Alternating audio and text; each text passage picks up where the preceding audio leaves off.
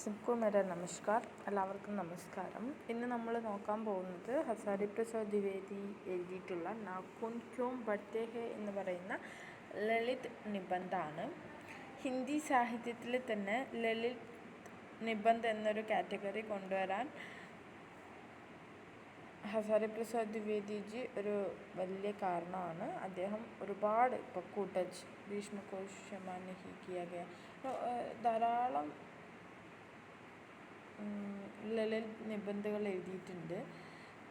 ഇതിൻ്റെ പ്രത്യേകത എന്ന് വെച്ചാൽ പേഴ്സണൽ ടച്ചുള്ള ചെറിയ ചെറിയ കാര്യങ്ങളുണ്ടല്ലോ, അതിനെ വലുതാക്കി ചെറിയ കാര്യങ്ങളിൽ തുടങ്ങി അതിനെ വലുതാക്കിക്കൊണ്ട് എഴുതുന്ന നിബന്ധമാണ് ലളിത് നിബന്ധ്. അപ്പോൾ അതുപോലുള്ള ഒന്നാണ് നാഖൂൻ ക്യോം ബഡ്തേ ഹേ എന്ന് പറയുന്നത്. അപ്പോൾ അത് ഓൾറെഡി നമ്മൾ വായിച്ചതാണ്, എന്നാലും നമുക്ക് വായിച്ചിട്ട് തന്നെ തുടങ്ങാം. बच्चे कभी कभी चक्कर में डाल देने वाले प्रश्न कर बैठते हैं. अल्पज्ञ पिता बड़ा दयनीय जीव होता है.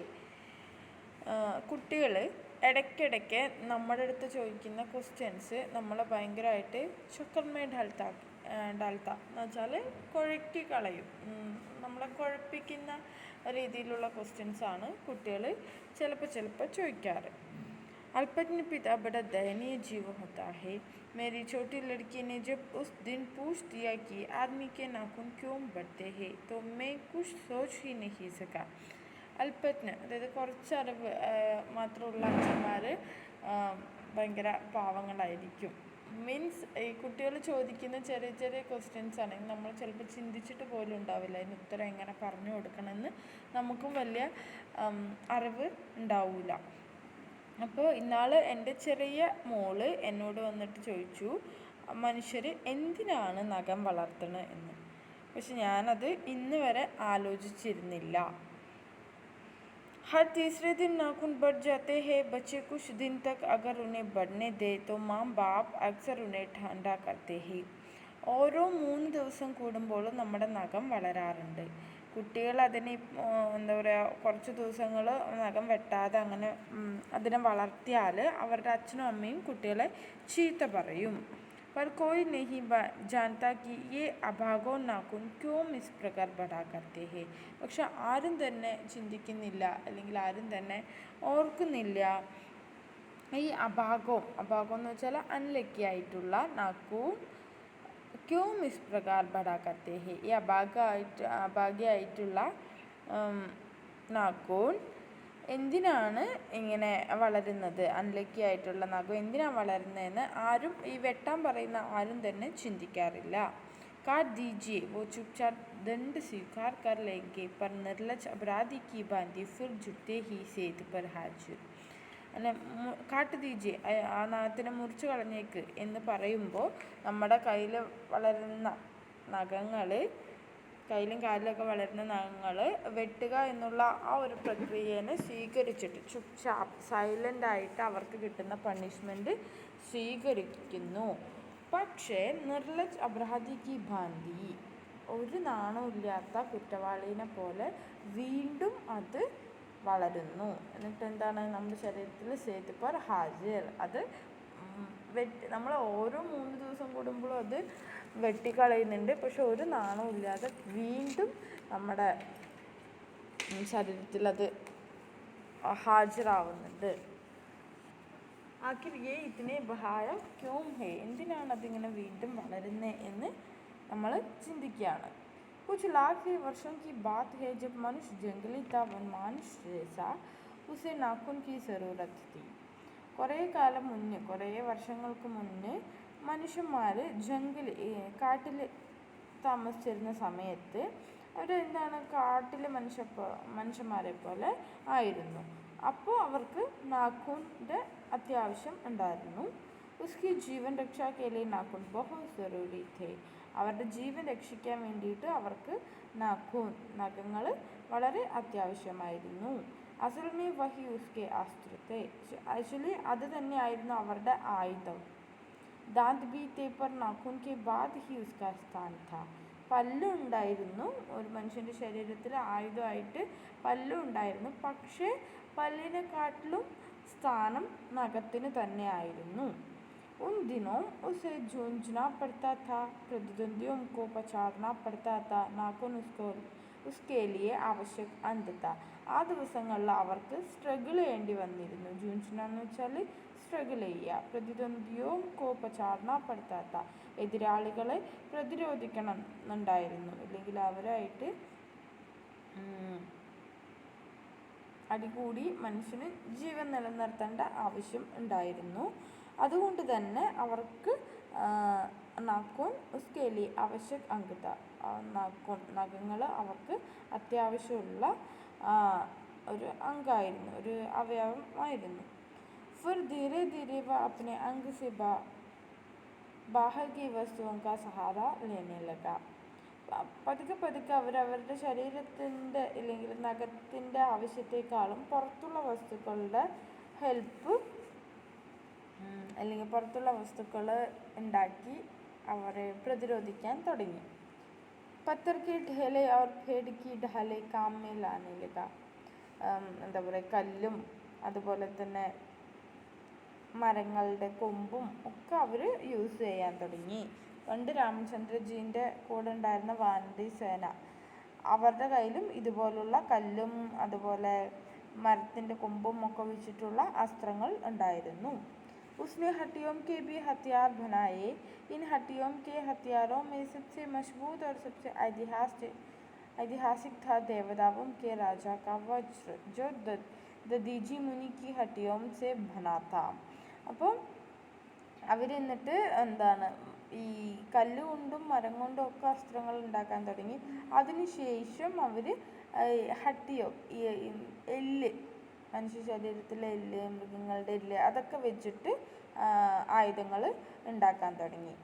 അപ്പോൾ ഈ ഹഡ്ഡി, ഈ എല്ല് വെച്ചിട്ടുള്ള അല്ലെങ്കിൽ നട്ടിൽ വെച്ചിട്ടുള്ള ഒരു ആയുധത്തിൽ ഏറ്റവും സ്ട്രോങ് ആയിട്ടുള്ള അല്ലെങ്കിൽ ഇതിഹാസത്തിൽ തന്നെ ഏറ്റവും ഫേമസ് ആയിട്ടുള്ള ഒരു മിത്താണ്, മിത്തിനെ ബേസ് ചെയ്തിട്ടുള്ളതാണ് ദദീജി മുനിൻ്റെ ദേവന്മാർക്ക് വേണ്ടിയിട്ട് എന്തും ചെയ്യാൻ റെഡി ആയിട്ടുള്ള ഒരാളാണ് ദദീജി മുനി. അവർ അവരുടെ ആത്മത്യാഗം ചെയ്യുന്നുണ്ട്. അവരുടെ നട്ടെല്ലെടുത്തിട്ട് ഒരു ആയുധം ഉണ്ടാക്കിയാൽ ഒരു അസുരനെ കൊല്ലാൻ പറ്റുമെന്നറിഞ്ഞിട്ട് അവരവരുടെ ജീവൻ ത്യജിക്കുകയാണ്. അവസാനം അദ്ദേഹത്തിൻ്റെ നട്ടെല്ലെടുത്തിട്ടാണ് ഈ ദേവന്മാർ ഒരു ആയുധം ഉണ്ടാക്കുന്നതും ആ അസുരനെ കൊല്ലുന്നത് കേട്ടോ. അപ്പോൾ ദേവന്മാരുടെ കയ്യിൽ അന്നുണ്ടായിരുന്നത് ഈ ദദീജി മുനിൻ്റെ സ്ട്രോങ് ആയിട്ടുള്ള നട്ടെല്ലിൽ നിന്ന് ഉണ്ടാക്കിയിട്ടുള്ള ഒരു ആയുധം ആയിരുന്നു. മനുഷ്യ ഔർ ആഖ്യപ്പെട, അതുപോലെ മനുഷ്യന്മാരും ഈ നെല്ല് കൊണ്ടൊക്കെ ആയുധം ഉണ്ടാക്കാൻ തുടങ്ങി. പിന്നെയും മനുഷ്യന്മാർ അതിൽ നിന്നും മുന്നോട്ട് വന്നു. ഉസ്നെ ധാതും കെ ഹത്യാർ ബനായെ, അവർ ലോഹങ്ങൾ കൊണ്ടുള്ള ആയുധങ്ങളും ഉണ്ടാക്കാൻ തുടങ്ങി. ജിസ്കെ പാസ് ലോഹം കെ അസ്ത്ര ഔർ ശസ്ത്ര തെ വോ വിജയി ഹുയെ, ആരുടെ കയ്യിലാണോ ലോഹങ്ങൾ കൊണ്ടുള്ള ആയുധവും അതുപോലെ തന്നെ ശാസ്ത്രവും ഉണ്ടായിരുന്നത് അവർ വിജയിച്ചു. देवताओं के राजा तक को मनुष्यों के राजा से इसलिए सहायता लेनी पड़ती थी कि मनुष्यों के राजा के പാസ് ലോകം കെ ആശ്രത്തെ. അവസാനം ഈ രാജാക്കന്മാർ, ദേവന്മാരുടെ രാജാവ് മനുഷ്യൻ്റെ അടുത്ത് ഈ സഹായം ചോദിച്ചു വരാൻ തുടങ്ങി. കാരണം മനുഷ്യന്മാരുടെ കയ്യിലാണ് ദേവന്മാരുടെ രാജാവിനെക്കാട്ടിലും ഉള്ള ബലമുള്ള അസ്ത്രങ്ങളുള്ളത്, ലോഹങ്ങളുടെ അസ്ത്രമുള്ളത്. असुरों के पास अनेक विद्याएं थी पर लोगों के अस्त्र नहीं थे, शायद घोड़े भी नहीं थे. അസുരന്മാരുടെ കയ്യിൽ ഒരുപാട് വിദ്യകളൊക്കെ ഉണ്ട്, പക്ഷെ അവരുടെ കയ്യിൽ ഈ ലോഹങ്ങളുടെ ആയുധമൊന്നും ഉണ്ടായിരുന്നില്ല. ഒരുപക്ഷെ കുതിരകൾ പോലും ഉണ്ടായിരുന്നില്ല എന്നാണ് പറയുന്നത്. ആര്യം കെ പാസ് ये दोनों चीज़ें थी, ആര്യ വിജയ് हुई. फिर ഇതിഹാസ് अपनी गति से बढ़ता गया. ആര്യന്മാരുടെ കയ്യിൽ ഇത് രണ്ടും ഉണ്ടായിരുന്നു, അസ്ത്രവും ശാസ്ത്രവും ഒക്കെ ഉണ്ടായിരുന്നു. അപ്പോൾ അതുകൊണ്ട് തന്നെ അവർ വിജയിച്ചു. फिर ഇതിഹാസ് अपनी गति से बढ़ता गया. പിന്നെ ഇതിഹാസത്തിൻ്റെ രീതിയിൽ മുന്നോട്ട് പോകാൻ തുടങ്ങി. നാഗ് ഹാരെ, സുപർണ ഹാരെ, യക്ഷ് ഹാരെ, ഗന്ധർവ ഹാരെ, അസുർ ഹാരെ, രാക്ഷസ് ഹാരെ, എല്ലാവരും തോറ്റുപോയി. ലോകം കെ അസ്ത്രം നെ ഭാഷി മാർ ലി, ലോഹത്തിൻ്റെ അസ്ത്രം കയ്യിലുള്ളവർ മാത്രം മുന്നോട്ട് വന്നു. ഇതിഹാസ് ആകെ ബഡ. വീണ്ടും ഹിസ്റ്ററി വളരാൻ തുടങ്ങി. पलीते वाली बंदूकों ने, कारतूसों ने, तोपों ने, बम वर्षक वायुथाने में इतिहास को किस कीचड़ भरे खाड़ तक घसीटा है. മനുഷ്യൻ്റെ കയ്യിലുള്ള ആയുധങ്ങളുടെ എണ്ണം അതുപോലെ കൂടാൻ തുടങ്ങി. അവർ തോക്കുണ്ടാക്കി, തോക്കിൻ്റെ ഉണ്ടകളുണ്ടാക്കി, പീരങ്കികളുണ്ടാക്കി, ബോംബുണ്ടാക്കി. ഇത് മാത്രമല്ല, ബോംബ് മുകളിൽ നിന്ന് വർഷിക്കാൻ വേണ്ടിയിട്ടുള്ള ആയുധമാണ്. പ്ലെയിന് ഉണ്ടാക്കി. അങ്ങനെ ഇത്രയും സാധനങ്ങൾ ഉണ്ടാക്കിയിട്ട് ഇതിഹാസത്തിൽ നിന്ന് എന്താണ് മാറി ഒരു ഭയങ്കര ഭയാനകമായിട്ടുള്ളൊരു അന്തരീക്ഷവും ഉണ്ടാക്കി. ഈ സബ്ക്കും മാലും ഹേ, ഇതൊക്കെ നമുക്കറിയാം. കാരണം ലോഹം കണ്ടുപിടിച്ചതിന് ശേഷമാണ് ഒരുപാട് ലഹളകൾ നമ്മുടെ മനുഷ്യകുലത്തിൽ നടന്നിട്ടുള്ളത് എന്ന് നമുക്ക് അറിയാം. നഗ്ധാർ മനുഷ്യ ആറ്റം ബോംബ് पर भरोसा करके आगे की ओर चल पड़ा और उसके नाखून अब भी बढ़ रहे हैं. പിന്നീട് മനുഷ്യന്മാർ ആറ്റം ബോംബിലൊക്കെ വിശ്വസിച്ചിട്ടാണ് മുന്നോട്ട് പോയതെങ്കിലും അവരുടെ നഖം ഇപ്പോഴും വളർന്നുകൊണ്ടിരിക്കുന്നുണ്ട്. अब भी प्रकृति मनुष्य को उसके भीतर वाले अस्त्र से वंचित नहीं कर रही है. മനുഷ്യൻ ഇപ്പോഴും എന്താണ്, അവൻ്റെ ഉള്ളിൽ വളർന്നുകൊണ്ടിരിക്കുന്ന ആയുധത്തിൽ നിന്നും മോചിതനല്ല, അല്ലെങ്കിൽ അതിൽ നിന്ന് രക്ഷപ്പെടാൻ അവന് പറ്റിയിട്ടില്ല. आज भी वह याद दिला देती है कि तुम्हारे नाखून को बुलाया नहीं जा सकता. ഇന്നും നമ്മളെ ഓർമ്മിപ്പിച്ചുകൊണ്ടിരിക്കുകയാണ്, നിങ്ങളുടെ നഖത്തിനെ പണ്ട് ഒരുപാട് ഡിപ്പെൻഡ് ചെയ്തിരുന്നു എന്നുള്ള കാര്യം ഓർമ്മിപ്പിക്കുന്നുണ്ട്. അതിനനുസരിച്ചിട്ട് നഖം വളരുന്നുണ്ട്. तुम वही लाखों वर्ष पहले के नग दंतावलंबी जीव हो, पशु के साथ एक ही सतही पर चलने वाले. അപ്പോൾ ആ നഖം വീണ്ടും വീണ്ടും വളരുന്നത് നമ്മളും മൃഗങ്ങളെ പോലെ കാട്ടിൽ അലഞ്ഞു തിരിഞ്ഞ് നടന്നിരുന്നു. ആ നഖം കൊണ്ടാണ് നമ്മളെ തന്നെ പ്രതിരോധിച്ചത് എന്നൊക്കെ കാണിക്കാൻ വേണ്ടിയിട്ടും കൂടിയാണ് അത് എപ്പോഴും ഇങ്ങനെ വളരുന്നത്. തദഹ്കിം, അതിനിപ്പോൾ എന്താ, അപ്പോൾ പിന്നെന്താ, मैं हैरान होकर सोचता हूँ कि मनुष्य आज अपने बच्चों को नाखून न काटने के लिए ठानता है. എന്നിട്ട് പിന്നെ ഞാൻ ആശ്ചര്യത്തോടെ ആലോചിച്ചുകൊണ്ടിരിക്കുകയാണ്, ഇന്ന് മനുഷ്യർ അവരുടെ മക്കൾ നഖം വളർത്തിയാൽ അതിനെ മുറിക്കാൻ പറഞ്ഞിട്ട് ചീത്ത പറയാറില്ല. किसी दिन कुछ थोड़े लाख वर्ष पूर्व अपने बच्चों को नाखून नष्ट करने पर ठानता रहा होगा. കാരണം കുറച്ചു കാലം മുന്നേ മക്കൾ നഖം വളർത്തിയാൽ വെട്ടാൻ പറയുന്ന ആൾക്കാർ ഇന്ന് നഖമൊന്നും വെട്ടാൻ പറയുന്നില്ല. लेकिन प्रकृति है कि वह अब भी नाखून को झुलाई जा रही है. പക്ഷെ പ്രകൃതി ഇപ്പോഴും എന്താണ്, നാക്കൂനെ ഇല്ലാതാക്കിക്കൊണ്ടിരിക്കുകയാണ്. മനുഷ്യ है कि वह अब भी उसे काटे जा रहे हैं. മനുഷ്യൻ ഇപ്പോഴും നഖത്തെ മുറിച്ചുകൊണ്ടാണ് മുന്നോട്ട് പോകുന്നത്. वो कमबख्त रोज़ बढ़ते हैं क्योंकि वे अंधे हैं, नहीं जानते कि मनुष्य को इससे कोटि गुण शक्तिशाली हथियार मिल चुका है. പക്ഷേ ഒരു കുറവുമില്ലാതെ ദിവസം ഈ നഖം ഇങ്ങനെ വളരുന്നുണ്ട്. കാരണം നഖം അന്ധനാണ്, നഖത്തിന് കണ്ണൊന്നും കാണില്ല. കാരണം എന്നെ ഇങ്ങനെ മോശപ്പെട്ട രീതിയിൽ കാണുന്ന ആൾക്കാരുണ്ട്, ഇല്ലെങ്കിൽ ഞാൻ വന്ന ഉടനെ എന്നെ വെട്ടിക്കളയാൻ ആൾക്കാരുണ്ട് എന്നുള്ള ഒരു ബോധം ഉണ്ടെങ്കിലും അത് ഒരു കുറവും ഇല്ലാതെ അന്ധന്മാരെ പോലെ വീണ്ടും വീണ്ടും വീണ്ടും വളരുന്നുണ്ട്. അപ്പോൾ അതെന്താണ്, അതിന് മനസ്സിലാവുന്നില്ല, അതിൻ്റെ ആവശ്യം കഴിഞ്ഞിരിക്കുന്നു. അതിനേക്കാളും വലിയ വലിയ ആയുധങ്ങൾ കോടി ഗുണശക്തിശാലി, എത്രയോ ശക്തിയുള്ള ഹത്യാർ മിൽ ചുക്കാ ഹേ, എത്രയോ ശക്തിയുള്ള ആയുധങ്ങൾ മനുഷ്യന് കിട്ടിക്കഴിഞ്ഞിരിക്കുന്നു എന്ന് കാണാനുള്ള കണ്ണൊന്നും നമ്മുടെ നഖത്തിന് ഇല്ല. मुझे ऐसा लगता है कि मनुष्य अब नाखून को नहीं चाहता. എനിക്കിപ്പോൾ തോന്നുന്നത് മനുഷ്യൻ ഇപ്പോൾ നഖത്തിൻ്റെ ആവശ്യമൊന്നും ഇല്ല. उसके भीतर बर्बर युग का कोई अवशेष रह जाए ये उसे असह्य है. മനുഷ്യൻ്റെ ഉള്ളിൽ ഇപ്പോഴും ആ ഒരു പണ്ടത്തെ കാട്ടുജീവിതം അല്ലെങ്കിൽ വനവാസം മൃഗങ്ങളെപ്പോലെ താൻ ജീവിച്ചിരുന്നു എന്നുള്ളൊരു സാധനം ഉൾക്കൊള്ളാൻ അവരിപ്പോഴും റെഡിയല്ല. അതിൻ്റെ ഒരു അവശേഷിക്കുന്ന ഒരു കാര്യവും അവർക്ക് അംഗീകരിക്കാനും പറ്റില്ല.